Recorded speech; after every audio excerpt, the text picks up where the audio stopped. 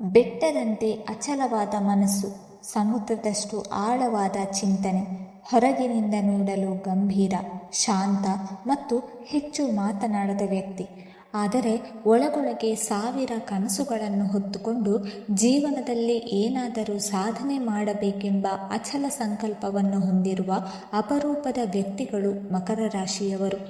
ಇವರು ತಮ್ಮ ಜೀವನದಲ್ಲಿ ಮಾಡುವುದಕ್ಕಿಂತ ಕೆಲಸದ ಮೂಲಕ ಉತ್ತರ ನೀಡಲು ಇಷ್ಟಪಡುತ್ತಾರೆ.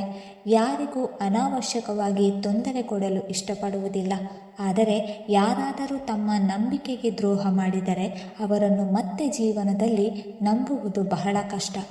ಒಮ್ಮೆ ಸಂಬಂಧ ಕಡಿದುಕೊಂಡರೆ ಹಿಂದಿರುಗಿ ನೋಡುವುದು ಇವರ ಸ್ವಭಾವವೇ ಅಲ್ಲ. ಮಕರ ರಾಶಿಯಲ್ಲಿ ಒಟ್ಟು 3 ನಕ್ಷತ್ರಗಳ ಭಾಗಗಳು ಬರುತ್ತದೆ. ಅವುಗಳೆಂದರೆ ಉತ್ತರಾಷಾಢ ನಕ್ಷತ್ರದ 2, 3 ಮತ್ತು 4ನೇ ಪಾದಗಳು, ಶ್ರವಣ ನಕ್ಷತ್ರದ 1, 2, 3 ಮತ್ತು 4ನೇ ಪಾದಗಳು ಹಾಗೂ ಧನಿಷ್ಠ ನಕ್ಷತ್ರದ 1 ಮತ್ತು 2ನೇ ಪಾದಗಳು. ಈ ನಕ್ಷತ್ರಗಳ ಪ್ರಭಾವದಿಂದ ಮಕರ ರಾಶಿಯವರ ವ್ಯಕ್ತಿತ್ವ, ಆಲೋಚನೆ, ಜೀವನದ ಗುರಿ ಮತ್ತು ವರ್ತನೆಯಲ್ಲಿ ಸ್ವಲ್ಪ ವ್ಯತ್ಯಾಸ ಕಂಡುಬರಬಹುದು. ರಾಶಿ ಚಕ್ರದ ಅತ್ಯಂತ ಶಿಸ್ತುಬದ್ಧ, ಜವಾಬ್ದಾರಿಯುತ, ಪರಿಶ್ರಮಿ ಮತ್ತು ಗುರಿ ಸಾಧಿಸುವ ರಾಶಿ ಎಂದರೆ ಅದು ಮಕರ ರಾಶಿ. ಸಾಕ್ಷಾತ್ ಮಹಾಲಕ್ಷ್ಮಿಯ ಕೃಪೆ ಒಂದು ನಿರ್ದಿಷ್ಟ ವಯಸ್ಸಿನಲ್ಲಿ ಇವರ ಮೇಲೆ ವಿಶೇಷವಾಗಿ ಬೀಳುತ್ತದೆ ಎಂದು ಜ್ಯೋತಿಷ್ಯದಲ್ಲಿ ಹೇಳಲಾಗುತ್ತದೆ. ಈ ಸಮಯದಲ್ಲಿ ವರ್ಷಗಳ ಕಾಲ ಅನುಭವಿಸಿದ ಕಷ್ಟಗಳು ನಿಧಾನವಾಗಿ ಕಡಿಮೆಯಾಗುತ್ತದೆ ಮತ್ತು ಜೀವನ ಹೊಸ ದಿಕ್ಕಿನಲ್ಲಿ ಸಾಗಲು ಆರಂಭಿಸುತ್ತದೆ. ಯಾವ ವಯಸ್ಸಿನಲ್ಲಿ ಈ ಅದೃಷ್ಟದ ಬಾಗಿಲು ತೆರೆಯುತ್ತದೆ? ಮಕರ ರಾಶಿಯವರ ಜೀವನದ ದೊಡ್ಡ ರಹಸ್ಯವೇನು? ಇವರನ್ನು ಸದಾ ಕಾಡುವ ದುರ್ಬಲತೆ ಯಾವುದು? ಎಲ್ಲವನ್ನು ತಿಳಿಯಲು ಈ ವಿಡಿಯೋವನ್ನು ಕೊನೆಯವರೆಗೂ ನೋಡಿ. ವಿಡಿಯೋ ಆರಂಭಿಸುವ ಮೊದಲು ತಾಯಿ ಮಹಾಲಕ್ಷ್ಮಿಯ ಕೃಪೆಗಾಗಿ ಕಮೆಂಟ್ ಬಾಕ್ಸ್ನಲ್ಲಿ ಜೈ ಮಹಾಲಕ್ಷ್ಮಿ ಅಥವಾ ಜೈ ಶನಿದೇವ ಎಂದು ತಪ್ಪದೆ ಕಮೆಂಟ್ ಮಾಡಿ. ರಾಶಿ ಚಕ್ರದ ಅತ್ಯಂತ ಸ್ಥಿರ ಮತ್ತು ಪರಿಶ್ರಮಿ ರಾಶಿಯಾದ ಮಕರ ರಾಶಿಯ ಸಂಕೇತವು ಪರ್ವತ ಮೇಕೆ. ಈ ಸಂಕೇತವೇ ಇವರ ಜೀವನದ ಕಥೆಯನ್ನು ಹೇಳುತ್ತದೆ. ಹೇಗೆ ಪರ್ವತ ಮೇಕೆ ಕಲ್ಲು ಮುಳ್ಳಿನ ದಾರಿಯಲ್ಲೂ ನಿಧಾನವಾಗಿ ಮೇಲಕ್ಕೆ ಏರುತ್ತದೆಯೋ ಅದೇ ರೀತಿ ಮಕರ ರಾಶಿಯವರು ಎಷ್ಟೇ ಕಷ್ಟಗಳು ಬಂದರೂ ಗುರಿಯನ್ನು ಬಿಟ್ಟುಕೊಡದೆ ಮುನ್ನಡೆಯುತ್ತಾರೆ. ಈ ರಾಶಿಯ ಅಧಿಪತಿ ಶನಿಗ್ರಹ. ಶನಿದೇವರನ್ನು ಕರ್ಮಫಲದಾತ ಎಂದು ಕರೆಯಲಾಗುತ್ತದೆ. ಆದ್ದರಿಂದ ಮಕರ ರಾಶಿಯವರು ಜೀವನದಲ್ಲಿ ಯಾವುದೇ ಯಶಸ್ಸನ್ನು ಸುಲಭವಾಗಿ ಪಡೆಯುವುದಿಲ್ಲ. ಆದರೆ ಒಮ್ಮೆ ಯಶಸ್ಸು ಸಿಕ್ಕರೆ ಅದು ದೀರ್ಘಕಾಲ ಉಳಿಯುವ ಸಾಧ್ಯತೆ ಹೆಚ್ಚಿರುತ್ತದೆ. ಇವರ ಸಾಧನೆ ಪರಿಶ್ರಮದಿಂದ ಬಂದಂತಾಗಿರುತ್ತದೆ. ಮಕರ ರಾಶಿಯವರಲ್ಲಿ ಬಾಲ್ಯದಿಂದಲೇ ಜವಾಬ್ದಾರಿಯ ಭಾವನೆ ಹೆಚ್ಚಿರುತ್ತದೆ. ಕುಟುಂಬದ ಬಗ್ಗೆ ಕಾಳಜಿ, ಹಿರಿಯರಿಗೆ ಗೌರವ ಮತ್ತು ಜೀವನವನ್ನು ಗಂಭೀರವಾಗಿ ನೋಡುವ ಗುಣ ಇವರಲ್ಲಿ ಕಂಡುಬರುತ್ತದೆ. ಅನೇಕ ಬಾರಿ ತಮ್ಮ ವಯಸ್ಸಿಗಿಂತ ಹೆಚ್ಚು ಪ್ರಬುದ್ಧರಂತೆ ವರ್ತಿಸುತ್ತಾರೆ. ಹೊರಗಿನಿಂದ ಇವರು ತುಂಬ ಕಠಿಣ ವಯಸ್ಸಿನವರು ಎಂದು ಅನಿಸಬಹುದು. ಆದರೆ ಅವರ ಒಳಮನಸ್ಸು ಅತ್ಯಂತ ಮೃದು. ತಮ್ಮ ಭಾವನೆಗಳನ್ನು ಸುಲಭವಾಗಿ ಯಾರ ಮುಂದೆಯೂ ವ್ಯಕ್ತಪಡಿಸುವುದಿಲ್ಲ. ದುಃಖವಿದ್ದರೂ ಅದನ್ನು ತಾವೇ ಸಹಿಸಿಕೊಳ್ಳುತ್ತಾರೆ. ತಮ್ಮ ಸಮಸ್ಯೆಗಳನ್ನು ಇತರರ ಮೇಲೆ ಹಾಕಲು ಇಷ್ಟಪಡುವುದಿಲ್ಲ. ಸ್ನೇಹದ ವಿಷಯಕ್ಕೆ ಬಂದರೆ ಮಕರ ರಾಶಿಯವರು ತುಂಬ ಆಯ್ಕೆ ಮಾಡುವ ಸ್ವಭಾವದವರು. ಇವರಿಗೆ ನೂರಾರು ಸ್ನೇಹಿತರ ಅಗತ್ಯವಿಲ್ಲ. ಕೆಲವೇ ಜನ ನಿಜವಾದ ಸ್ನೇಹಿತರಿದ್ದರೆ ಸಾಕು ಎಂದು ನಂಬುತ್ತಾರೆ. ಒಮ್ಮೆ ಯಾರನ್ನಾದರೂ ಸ್ನೇಹಿತರೆಂದು ಒಪ್ಪಿಕೊಂಡರೆ ಜೀವನ ಪೂರ್ತಿ ಅವರೊಂದಿಗೆ ನಿಂತುಕೊಳ್ಳಲು ಪ್ರಯತ್ನಿಸುತ್ತಾರೆ. ನಂಬಿಕೆ ಇವರ ಜೀವನದ ದೊಡ್ಡ ಆಧಾರ. ಸುಳ್ಳು, ಮೋಸ ಮತ್ತು ವಂಚನೆ ಇವರಿಗೆ ಅತ್ಯಂತ ಅಸಹ್ಯ. ಯಾರಾದರೂ ಒಮ್ಮೆ ಇವರ ನಂಬಿಕೆಯನ್ನು ಒಡೆದರೆ ಅವರನ್ನು ಮತ್ತೆ ಹೃದಯದಿಂದ ಸ್ವೀಕರಿಸುವುದು ಬಹಳ ಕಷ್ಟ. ಪ್ರೀತಿಯ ವಿಷಯದಲ್ಲಿಯೂ ಮಕರ ರಾಶಿಯವರು ವಿಭಿನ್ನರು. ಇವರು ಪ್ರೀತಿಯನ್ನು ಆಟವೆಂದು ನೋಡುವುದಿಲ್ಲ. ಸಂಬಂಧದಲ್ಲಿ ಪ್ರಾಮಾಣಿಕತೆ, ಗೌರವ ಮತ್ತು ನಂಬಿಕೆಗೆ ಹೆಚ್ಚಿನ ಮಹತ್ವ ನೀಡುತ್ತಾರೆ. ತಮ್ಮ ಸಂಗಾತಿಯನ್ನು ಕೇವಲ ಪ್ರೇಮಿಯಾಗಿ ಮಾತ್ರವಲ್ಲ, ಜೀವನದ ಸಂಗಾತಿಯಾಗಿ ನೋಡುತ್ತಾರೆ. ಆದರೆ ತಮ್ಮ ಭಾವನೆಗಳನ್ನು ಮಾತಿನಲ್ಲಿ ಹೇಳಲು ಸ್ವಲ್ಪ ಹಿಂಜರಿಯುತ್ತಾರೆ. ಇದರಿಂದ ಕೆಲವೊಮ್ಮೆ ಸಂಗಾತಿಗೆ ಇವರು ಪ್ರೀತಿಯನ್ನು ವ್ಯಕ್ತಪಡಿಸುವುದಿಲ್ಲ ಎಂಬ ಭಾವನೆ ಬರಬಹುದು. ಆದರೆ ನಿಜವಾಗಿ ನೋಡಿದರೆ ಮಾತಿಗಿಂತ ಕಾರ್ಯದ ಮೂಲಕ ಪ್ರೀತಿಯನ್ನು ತೋರಿಸುವವರೇ ಮಕರ ರಾಶಿಯವರು. ಇವರು ಕೊಟ್ಟ ಮಾತನ್ನು ಉಳಿಸಿಕೊಳ್ಳಲು ಯಾವ ಮಟ್ಟಕ್ಕೂ ಹೋಗುತ್ತಾರೆ. ಕುಟುಂಬದ ಸುಖಕ್ಕಾಗಿ ತಮ್ಮ ಆಸೆಗಳನ್ನು ಬದಿಗಿಟ್ಟು ದುಡಿಯುವ ಗುಣ ಇವರಲ್ಲಿರುತ್ತದೆ. ಅದಕ್ಕಾಗಿಯೇ ಅನೇಕ ಮಕರ ರಾಶಿಯವರು ಕುಟುಂಬದ ಆಧಾರ ಸ್ತಂಭರಾಗಿರುತ್ತಾರೆ. ಮಕರ ರಾಶಿಯವರ ಮತ್ತೊಂದು ವಿಶೇಷ ಗುಣವೆಂದರೆ ತಾಳ್ಮೆ. ಯಾವುದೇ ನಿರ್ಧಾರ ತೆಗೆದುಕೊಳ್ಳುವ ಮೊದಲು ಎಲ್ಲ ಆಯಾಮಗಳನ್ನು ಯೋಚಿಸುತ್ತಾರೆ. ಆತುರದಲ್ಲಿ ತೀರ್ಮಾನ ಮಾಡುವುದಿಲ್ಲ. ಈ ಗುಣವೇ ಅವರನ್ನು ದೊಡ್ಡ ತಪ್ಪುಗಳಿಂದ ಕಾಪಾಡುತ್ತದೆ. ಆದರೆ ಇದೇ ತಾಳ್ಮೆ ಕೆಲವೊಮ್ಮೆ ವಿಳಂಬಕ್ಕೂ ಕಾರಣವಾಗಬಹುದು. ಅತಿಯಾಗಿ ಯೋಚಿಸುತ್ತಾ ಒಳ್ಳೆಯ ಅವಕಾಶವನ್ನೇ ಕೈಬಿಡುವ ಸಾಧ್ಯತೆ ಇರುತ್ತದೆ. ಆದ್ದರಿಂದ ಸರಿಯಾದ ಸಮಯದಲ್ಲಿ ಧೈರ್ಯದಿಂದ ನಿರ್ಧಾರ ತೆಗೆದುಕೊಳ್ಳುವುದನ್ನು ಕಲಿಯುವುದು ಇವರಿಗೆ ಬಹಳ ಮುಖ್ಯ. ವೃತ್ತಿ ಜೀವನದಲ್ಲಿ ಮಕರ ರಾಶಿಯವರು ಅತ್ಯಂತ ಶ್ರಮಜೀವಿಗಳು.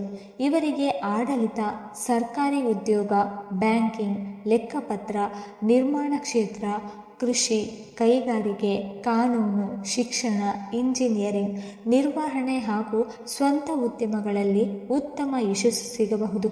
ಇವರು ನಿಧಾನವಾಗಿ ಬೆಳೆಯಬಹುದು, ಆದರೆ ಬಲವಾದ ನೆಲೆಯೊಂದಿಗೆ ಮುಂದೆ ಸಾಗುತ್ತಾರೆ. ಹಣಕಾಸಿನ ವಿಷಯದಲ್ಲಿ ಮಕರ ರಾಶಿಯವರು ಜಾಣರು. ಅನಗತ್ಯ ಖರ್ಚು ಮಾಡುವುದಿಲ್ಲ. ಹಣವನ್ನು ಉಳಿಸುವುದು, ಭವಿಷ್ಯಕ್ಕಾಗಿ ಯೋಜನೆ ರೂಪಿಸುವುದು ಮತ್ತು ಕುಟುಂಬದ ಸುರಕ್ಷತೆಯನ್ನು ಮೊದಲ ಆದ್ಯತೆಯಾಗಿ ನೋಡುವುದು ಇವರ ಗುಣ.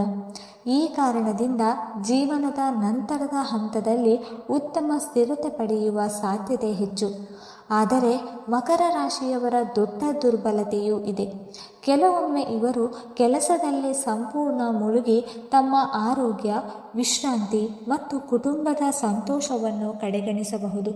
ಎಲ್ಲ ಜವಾಬ್ದಾರಿಗಳನ್ನು ತಮ್ಮ ಹೆಗಲ ಮೇಲೆ ಹೊತ್ತುಕೊಳ್ಳುವ ಪ್ರಯತ್ನದಿಂದ ಮಾನಸಿಕ ಒತ್ತಡ ಹೆಚ್ಚಾಗುವ ಸಾಧ್ಯತೆ ಇದೆ. ಇವರು ತಮ್ಮ ಮನಸ್ಸಿನ ನೋವನ್ನು ಹೊರಗೆ ಹೇಳಿಕೊಳ್ಳುವುದಿಲ್ಲ.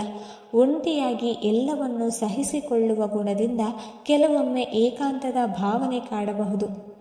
ಆದ್ದರಿಂದ ತಮ್ಮ ಆತ್ಮೀಯರೊಂದಿಗೆ ಸಮಯ ಕಳೆಯುವುದು ಮತ್ತು ಮನಸ್ಸಿನ ಭಾವನೆಗಳನ್ನು ಹಂಚಿಕೊಳ್ಳುವುದು ಇವರಿಗೆ ಅಗತ್ಯ. ಮಕರ ರಾಶಿಯವರೇ, ನಿಮ್ಮ ಜೀವನದ ದೊಡ್ಡ ಶಕ್ತಿ ನಿಮ್ಮ ಪರಿಶ್ರಮ, ಶಿಸ್ತು ಮತ್ತು ತಾಳ್ಮೆ. ಜಗತ್ತು ನಿಮ್ಮನ್ನು ನಿಧಾನವಾಗಿ ಬೆಳೆಯುವವರು ಎಂದು ಭಾವಿಸಬಹುದು.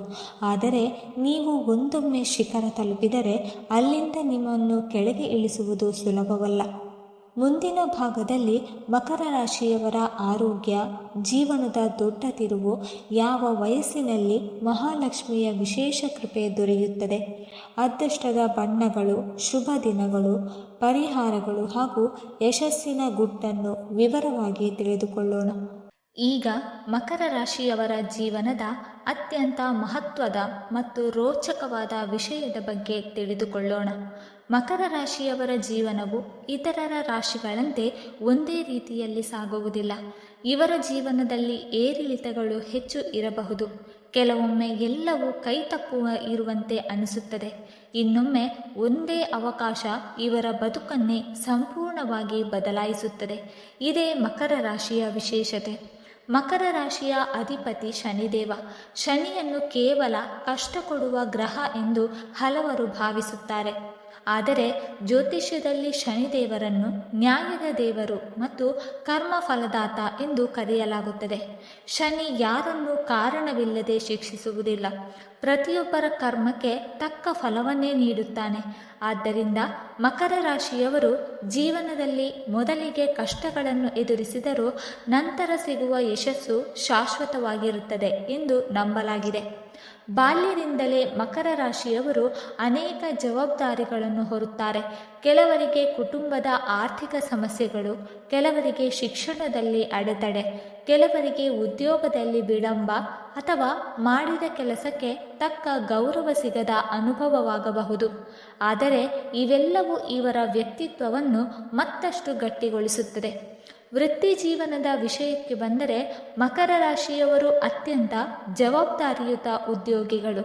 ಯಾವ ಕೆಲಸ ಕೊಟ್ಟರೂ ಅದನ್ನು ಪೂರ್ಣಗೊಳಿಸದೆ ಬಿಡುವುದಿಲ್ಲ. ಸಮಯ ಪಾಲನೆ, ಶಿಸ್ತು ಮತ್ತು ಪ್ರಾಮಾಣಿಕತೆ ಇವರ ದೊಡ್ಡ ಶಕ್ತಿ. ಈ ಗುಣಗಳಿಂದಲೇ ಮೇಲಾಧಿಕಾರಿಗಳ ವಿಶ್ವಾಸವನ್ನು ಗಳಿಸುತ್ತಾರೆ.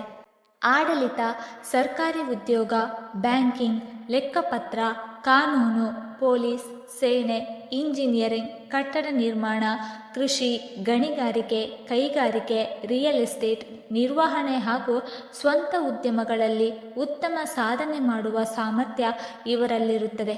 ಯಾವುದೇ ಕ್ಷೇತ್ರದಲ್ಲಿಯೂ ನಿಧಾನವಾಗಿ ಆದರೆ ದೃಢವಾಗಿ ಮೇಲಕ್ಕೆ ಏರುತ್ತಾರೆ. ಇವರು ಕ್ಷಣಿಕ ಯಶಸ್ಸನ್ನು ಬಯಸುವುದಿಲ್ಲ. ದೀರ್ಘಕಾಲ ಉಳಿಯುವ ಸಾಧನೆಯೇ ಇವರ ಗುರಿ. ಆದ್ದರಿಂದ ಅನೇಕ ಬಾರಿ ಇತರರು ಇವರನ್ನು ನಿಧಾನ ಎಂದು ಭಾವಿಸಬಹುದು. ಆದರೆ ಕೆಲವೇ ವರ್ಷಗಳಲ್ಲಿ ಅವರಿಗಿಂತ ಬಹಳ ಮುಂದೆ ಸಾಗಿರುವುದು ಎಲ್ಲರಿಗೂ ಗೋಚರಿಸುತ್ತದೆ. ವ್ಯಾಪಾರದ ಕ್ಷೇತ್ರದಲ್ಲಿ ಮಕರ ರಾಶಿಯವರು ಬಹಳ ಲೆಕ್ಕಾಚಾರದಿಂದ ನಡೆದುಕೊಳ್ಳುತ್ತಾರೆ. ಅನಗತ್ಯ ಅಪಾಯಗಳನ್ನು ತೆಗೆದುಕೊಳ್ಳುವುದಿಲ್ಲ. ಪ್ರತಿಯೊಂದು ನಿರ್ಧಾರವನ್ನು ಚೆನ್ನಾಗಿ ಪರಿಶೀಲಿಸಿ ನಂತರವೇ ಮುಂದುವರಿಯುತ್ತಾರೆ. ಈ ಗುಣದಿಂದ ದೊಡ್ಡ ನಷ್ಟಗಳನ್ನು ತಪ್ಪಿಸಿಕೊಳ್ಳುವ ಸಾಧ್ಯತೆ ಹೆಚ್ಚಿರುತ್ತದೆ. ಹಣಕಾಸಿನ ವಿಷಯದಲ್ಲಿ ಮಕರ ರಾಶಿಯವರು ಅತ್ಯಂತ ಜಾಣರು. ಹಣ ಸಂಪಾದಿಸುವುದು ಎಷ್ಟು ಮುಖ್ಯವೋ ಅದನ್ನು ಉಳಿಸಿಕೊಳ್ಳುವುದು ಕೂಡ ಅಷ್ಟೇ ಮುಖ್ಯ ಎಂದು ನಂಬುತ್ತಾರೆ. ಆದಾಯ ಬಂದ ತಕ್ಷಣ ಎಲ್ಲವನ್ನೂ ಖರ್ಚು ಮಾಡುವವರಲ್ಲ. ಭವಿಷ್ಯದ ಅಗತ್ಯಗಳನ್ನು ಗಮನದಲ್ಲಿ ಇಟ್ಟುಕೊಂಡು ಉಳಿತಾಯ ಮಾಡುವ ಅಭ್ಯಾಸ ಇವರಲ್ಲಿರುತ್ತದೆ. ಆದರೆ ಕೆಲವೊಮ್ಮೆ ಹಣವನ್ನು ಉಳಿಸುವ ಚಿಂತೆಯಲ್ಲೇ ತಮ್ಮ ಸಣ್ಣ ಸಂತೋಷಗಳನ್ನು ಕಳೆದುಕೊಳ್ಳುವ ಸಾಧ್ಯತೆಯೂ ಇರುತ್ತದೆ. ಜೀವನದಲ್ಲಿ ಕೆಲಸ ಮತ್ತು ವಿಶ್ರಾಂತಿಯ ನಡುವೆ ಸಮತೋಲನ ಇರುವುದು ಅಗತ್ಯ ಎಂಬುದನ್ನು ಮರೆಯಬಾರದು. ಕುಟುಂಬದ ವಿಷಯದಲ್ಲಿ ಮಕರ ರಾಶಿಯವರು ಅತ್ಯಂತ ಜವಾಬ್ದಾರಿಯುತರು. ತಮ್ಮ ತಂದೆ ತಾಯಿ, ಸಂಗಾತಿ ಮತ್ತು ಮಕ್ಕಳಿಗಾಗಿ ಎಷ್ಟೇ ಕಷ್ಟವಾದರೂ ಸಹಿಸಿಕೊಳ್ಳುತ್ತಾರೆ. ಕುಟುಂಬದ ಗೌರವಕ್ಕಾಗಿ ತಮ್ಮ ಆಸೆಗಳನ್ನು ತ್ಯಜಿಸುವ ಸಂದರ್ಭಗಳು ಬರುತ್ತದೆ. ಹೊರಗಿನಿಂದ ಗಂಭೀರವಾಗಿ ಕಾಣಿಸಿದರೂ ತಮ್ಮ ಕುಟುಂಬದವರ ಬಗ್ಗೆ ಅಪಾರ ಪ್ರೀತಿ ಹೊಂದಿರುತ್ತಾರೆ. ಪ್ರೀತಿಯ ವಿಷಯಕ್ಕೆ ಬಂದರೆ ಮಕರ ರಾಶಿಯವರು ತಡವಾಗಿ ಪ್ರೀತಿಸುತ್ತಾರೆ. ಆದರೆ ಪ್ರೀತಿಸಿದ ನಂತರ ಜೀವನ ಪೂರ್ತಿ ನಿಷ್ಠೆಯಿಂದ ಉಳಿಯುತ್ತಾರೆ. ಸಂಬಂಧದಲ್ಲಿ ನಂಬಿಕೆ, ಗೌರವ ಮತ್ತು ಪ್ರಾಮಾಣಿಕತೆಯನ್ನು ಹೆಚ್ಚು ಮೌಲ್ಯವಾಗಿಡುತ್ತಾರೆ. ಸುಳ್ಳು ಮತ್ತು ಮೋಸವನ್ನು ಎಂದಿಗೂ ಸಹಿಸುವುದಿಲ್ಲ. ಇವರ ದೊಡ್ಡ ದುರ್ಬಲತೆ ಎಂದರೆ ತಮ್ಮ ಭಾವನೆಗಳನ್ನು ಹೊರಹಾಕದಿರುವುದು. ಮನಸ್ಸಿನಲ್ಲಿರುವ ಪ್ರೀತಿಯನ್ನು ಮಾತಿನಲ್ಲಿ ಹೇಳದೆ ಕಾರ್ಯದ ಮೂಲಕ ತೋರಿಸಲು ಪ್ರಯತ್ನಿಸುತ್ತಾರೆ. ಇದರಿಂದ ಕೆಲವೊಮ್ಮೆ ಸಂಗಾತಿಗೆ ತಪ್ಪು ಅರ್ಥವಾಗಬಹುದು. ಆದ್ದರಿಂದ ಸಮಯಕ್ಕೆ ತಕ್ಕಂತೆ ತಮ್ಮ ಭಾವನೆಗಳನ್ನು ಹಂಚಿಕೊಳ್ಳುವುದು ಸಂಬಂಧವನ್ನು ಇನ್ನಷ್ಟು ಬಲಪಡಿಸುತ್ತದೆ. ಆರೋಗ್ಯದ ವಿಚಾರಕ್ಕೆ ಬಂದರೆ ಮಕರ ರಾಶಿಯವರು ತಮ್ಮ ಕೆಲಸದ ಒತ್ತಡವನ್ನು ಹೆಚ್ಚು ಹೊರುತ್ತಾರೆ. ವಿಶ್ರಾಂತಿ ತೆಗೆದುಕೊಳ್ಳದೆ ನಿರಂತರವಾಗಿ ದುಡಿಯುವ ಸ್ವಭಾವದಿಂದ ಆಯಾಸ, ನಿದ್ರಾಹೀನತೆ ಮತ್ತು ಮಾನಸಿಕ ಒತ್ತಡ ಕಾಣಿಸಿಕೊಳ್ಳಬಹುದು. ಮೂಳೆಗಳು, ಮೊಣಕಾಲುಗಳು, ಕೀಲುಗಳು, ಬೆನ್ನು ಹಾಗೂ ಹಲ್ಲುಗಳಿಗೆ ಸಂಬಂಧಿಸಿದ ಸಮಸ್ಯೆಗಳು ಕೆಲವರಿಗೆ ಕಾಣಿಸಿಕೊಳ್ಳುವ ಸಾಧ್ಯತೆಯಿದೆ.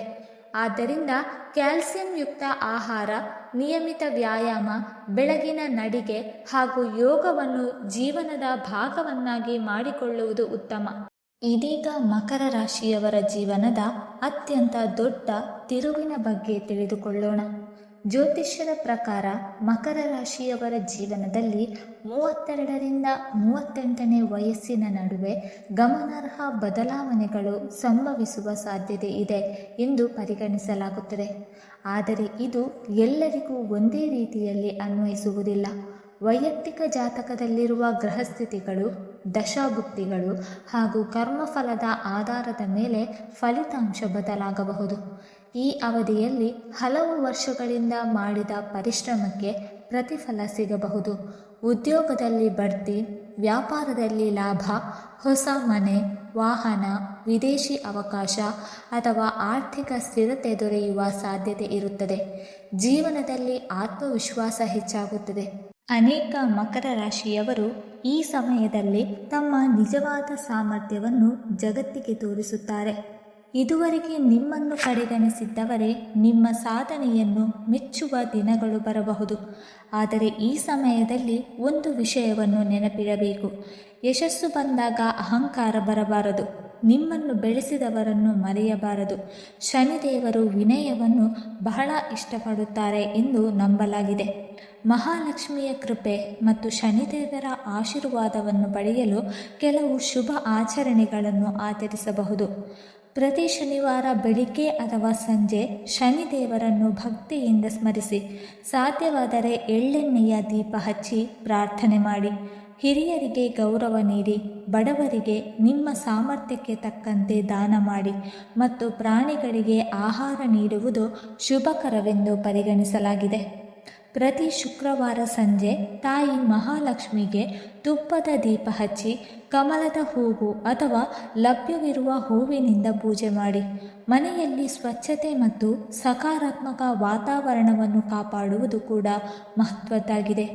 ಓಂ ಶ್ರೀ ಮಹಾಲಕ್ಷ್ಮೀ ನಮಃ, ಓಂ ಶಂ ಶನೀಶ್ವರಾಯ ನಮಃ ಅಥವಾ ಓಂ ನಮೋ ನಾರಾಯಣಾಯ ಎಂಬ ಮಂತ್ರಗಳನ್ನು ಭಕ್ತಿಯಿಂದ ಜಪಿಸುವುದರಿಂದ ಮನಸ್ಸಿಗೆ ಶಾಂತಿ ದೊರೆಯುತ್ತದೆ ಎಂದು ಅನೇಕರು ನಂಬುತ್ತಾರೆ. ಮಕರ ರಾಶಿಯವರಿಗೆ ನೀಲಿ, ಕಡು ಹಸಿರು, ಬೂದು ಮತ್ತು ಕಪ್ಪು ಬಣ್ಣಗಳು ಶುಭಕರವೆಂದು ಪರಿಗಣಿಸಲಾಗುತ್ತದೆ. ಶನಿವಾರ ಮತ್ತು ಶುಕ್ರವಾರ ಪ್ರಮುಖ ಕಾರ್ಯಗಳನ್ನು ಆರಂಭಿಸಲು ಕೆಲವರು ಅನುಕೂಲಕರ ದಿನಗಳೆಂದು ನಂಬುತ್ತಾರೆ. ಸಂಖ್ಯಾಶಾಸ್ತ್ರದ ಪ್ರಕಾರ 8, 17 ಮತ್ತು 26 ಸಂಖ್ಯೆಗಳು ಮಕರ ರಾಶಿಯವರಿಗೆ ಶುಭಕರವೆಂದು ಹೇಳಲಾಗುತ್ತದೆ. ಆದರೆ ವೈಯಕ್ತಿಕ ಜಾತಕದ ಪ್ರಭಾವವೇ ಹೆಚ್ಚು ನಿರ್ಣಾಯಕ. ಮಕರ ರಾಶಿಯ ಪುರುಷರು ಜವಾಬ್ದಾರಿಯುತರು, ಪ್ರಾಮಾಣಿಕರು ಮತ್ತು ಕುಟುಂಬಕ್ಕೆ ಅಚಲ ಬೆಂಬಲ ನೀಡುವವರಾಗಿರುತ್ತಾರೆ. ಮಕರ ರಾಶಿಯ ಮಹಿಳೆಯರು ಬುದ್ಧಿವಂತರು, ಆತ್ಮವಿಶ್ವಾಸಿಗಳು ಮತ್ತು ಮನೆ ವೃತ್ತಿ ಎರಡನ್ನೂ ಸಮರ್ಥವಾಗಿ ನಿರ್ವಹಿಸುವ ಸಾಮರ್ಥ್ಯ ಹೊಂದಿರುತ್ತಾರೆ.